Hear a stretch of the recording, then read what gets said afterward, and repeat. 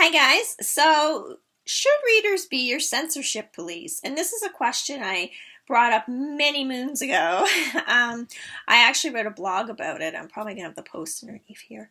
Uh, so I've had situations, especially when I first started writing, and I think people just sort of give up on me at this point. But when I started writing, I had a lot of people, I shouldn't say a lot, a few people criticize foul language, very explicit sexual content, very graphic, very violent, very different things that have come up throughout my writing career. Especially my first book, I think people were shocked. I think they expected something very different.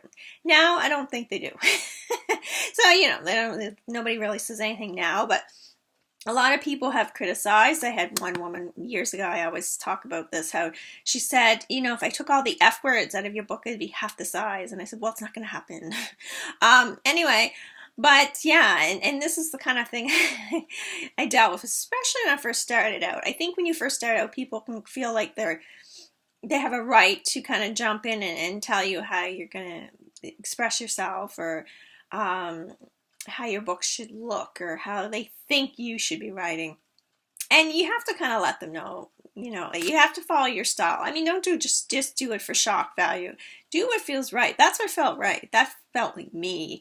And anyone who reads my books and knows me well says, that's me. And I've had people say, if I've warned them ahead, there's a lot of stuff going on. There's a lot of the content's very whatever. They already know. They're like, look, Michelle, I know you. Okay. And that's just the people know. I know not everyone knows me. The people who know me. So the point is, if you know me, this is who I am. You're not surprised.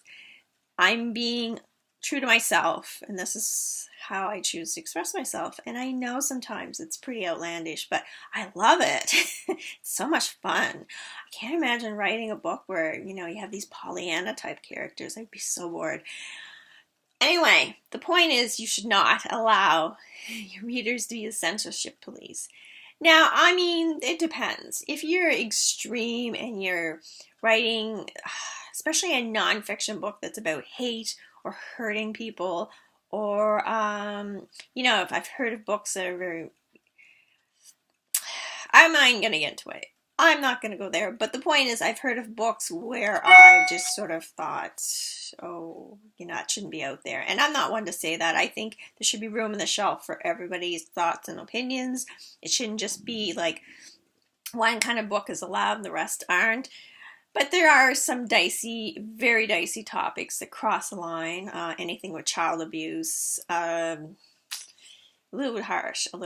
And I don't mean like if somebody's telling a story about it. I mean if somebody's writing an how-to manual. I know it sounds sick, but these kind of things, they do exist. There's some sick books out there.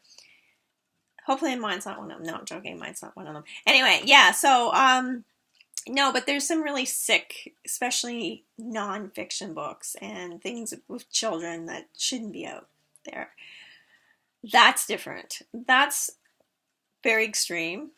And that I'm not really going to get into, but generally speaking, your readers and readers should not be the censorship police. Everybody has thoughts and opinions that should be out, and they should be allowed to express them, and it's frustrating. I know there's some that I hear that just make my blood boil. But they have a right to express them. That's part of what it is all about, right?